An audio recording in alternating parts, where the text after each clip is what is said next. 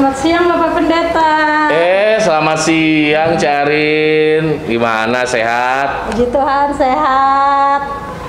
Bapak mau minum? Boleh deh. Ini sambil nunggu orang ini. Yang biasa ya? Biasa, Carin. Oke.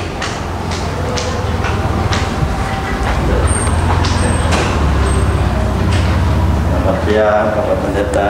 Selamat siang, Mang Anin. Dari mana nih, Mang Anin? Dari bawah, Pak. Habis lihat beres-beres ISM. Oh iya, kemarin habis dipakai ya? Iya, Pak. Iya, sini duduk aja, Mang Anin. Iya, Pak. Ya, terima kasih, Pak.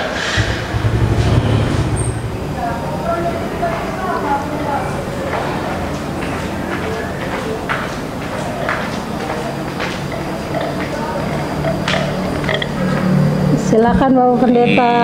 Iya, luar biasa nih kopi. Mantep bikinan Carin.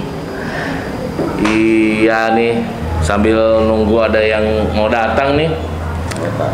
Pengen tanya sama Mang Anin sama Cak Arin, kalau pelayanan di GKP Kampung Sawah udah berapa lama ya jadi koster ini? Pak. Mang Anin dulu deh, udah berapa lama Mang Anin? Saya hampir 16 tahunan, Pak. 16 tahun? Iya. Aduh, lama juga ya. Kalau Cak Arin berapa? Aku ntar Oktober 7 tahun. Oktober 7 tahun, apal ya. Iya. Oktober ulang tahun ke-7 pelayanan di sini. Suka dukanya apa nih, Cari nih? Ya, sukanya ya kalau lagi rame deh banyak pelayanan. Kalau lagi sepi, sepi juga ya. Sepi juga, Carin iya. ya. Apalagi pas pandemi begini. Mudah-mudahan cepet normal lagi ya. Amin. Kalau Mang Anin gimana, Mang Anin, pengalamannya? Ya, sukacita dah, Pak. Kalau saya bekerja sini. Ya, sampai namanya saya dari punya anak dari 1 sampai 2 saya di sini bekerja itu, Pak. Ya sampai sekarang udah anak saya udah ada lulus semua dari perguruan atasnya. Puji Tuhan. Ya, Pak. Ya sekarang ya anak pada sehat. Ya bisa ngebantu sedikit orang tua biarpun orang tua kerjanya di ladang Tuhan ini, Pak. Iya, puji Tuhan, walaupun ya pastilah ya, namanya kita kerja di gereja tapi pelayanan juga ya. Ada tantangan tapi selama ini bisa dijalanin Ya, bisa. dengan sukacita ya. Iya. Mang Anin, Cak Arin, terima kasih buat pelayanannya di GKP Kampung Sawah. Oke deh, saya mau lanjut dulu nih bikin persiapan. Nanti Mang Anin tolong siapin ruang konsistori ya. Ya, Mau siap, ada Pak. tamu yang konseling. Saya pamit Iya. pulang ya Pak. Makasih ya, Cak Arin ya, Mang Anin, Ya, Tuhan sama berkati. ya, Pak. Amin. Ya. Terima kasih. Terima kasih, Pak.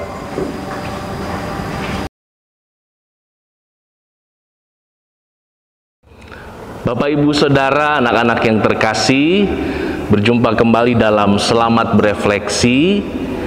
Kita bersama akan melihat tentang makna diakonia dalam Alkitab. Ada 2 nas yang bisa menjadi acuan bagi kita. Pertama yaitu pada Lukas 10 ayat 40. Bercerita tentang Marta dan Maria. Ayat 40 berkata, sedang Marta sibuk sekali melayani.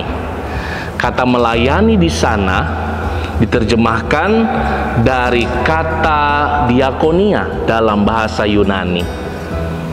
Kemudian yang kedua diambil dari Kisah Para Rasul pasal 6. Konteksnya adalah dipilihnya 7 orang diaken untuk membantu pelayanan para rasul, di mana dalam Kisah Rasul 6 ayat 2 dikatakan, kami tidak merasa puas karena kami melalaikan firman Allah untuk melayani meja.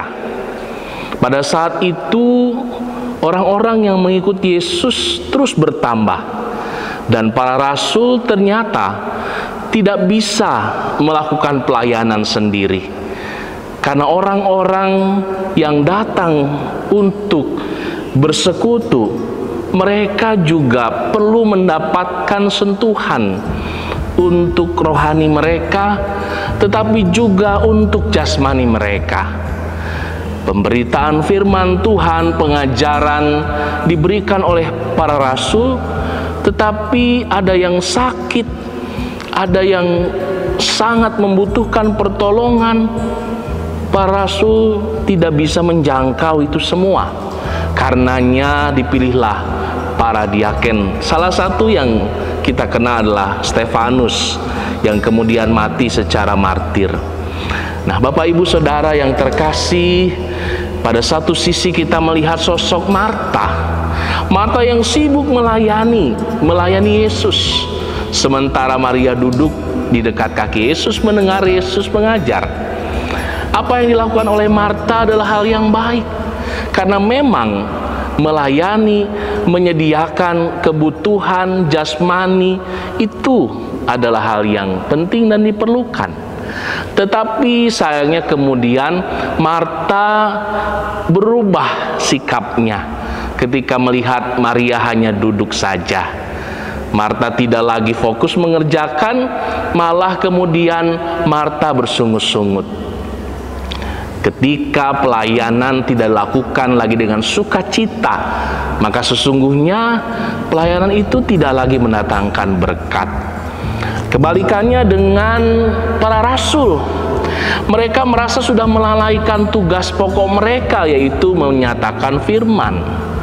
Padahal pelayanan bagi jemaat haruslah secara utuh, melayani rohaninya, tapi juga melayani secara fisik, jasmaninya.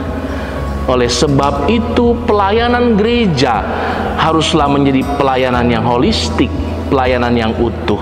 Itulah diakonia, yang pada mulanya adalah pelayanan meja, menyiapkan makanan untuk dikonsumsi bersama, dinikmati bersama setiap jemaat yang hadir dalam persekutuan.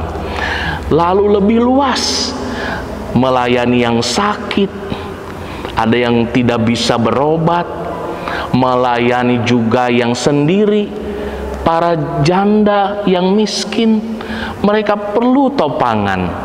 Dan pelayanan para rasul menjadi lengkap ketika para diaken telah dipilih untuk bersama-sama melayani. Bapak Ibu Saudara yang terkasih, keduanya diperlukan, baik pelayanan rohani ataupun pelayanan jasmani. Tidak bisa kita hanya memilih salah satu di antaranya, karena keduanya saling menguatkan. Ketika gereja memiliki pelayanan rohani yang baik, maka akan menjadi dikuatkan dengan pelayanan jasmaninya. Begitupun sebaliknya, pelayanan jasmani saja tidak mungkin, karena setiap jemaat juga perlu mendapatkan bimbingan secara rohani, pembinaan iman. Jadi keduanya menjawab kebutuhan, keduanya menjawab tantangan zaman, agar gereja boleh tetap berakar kuat, gereja boleh tetap berdampak luas, gereja boleh menjadi berkat dimanapun ia berada. Mari kita lanjutkan karya diakonia kita bersama, setiap pribadi dan keluarga. Bapak Ibu Saudara, kita harus terus menghayati bahwa setiap pelayanan yang dilakukan bukan tentang besar atau kecilnya, karena yang Tuhan lihat adalah hati seorang yang melayani.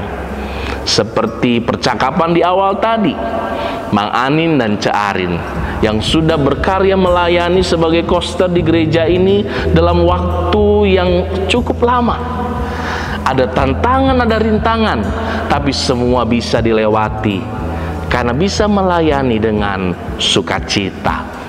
Itulah hati yang hendak dilihat oleh Allah ketika kita melayani, baik di rumah, di gereja, di kantor, dimanapun saudara berada.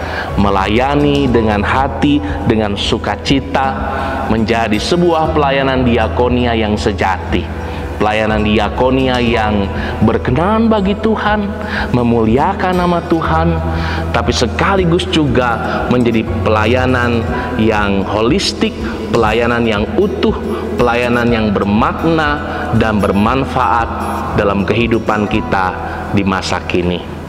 Tuhan memberkati, sampai bertemu kembali dalam Selamat Berefleksi yang akan datang.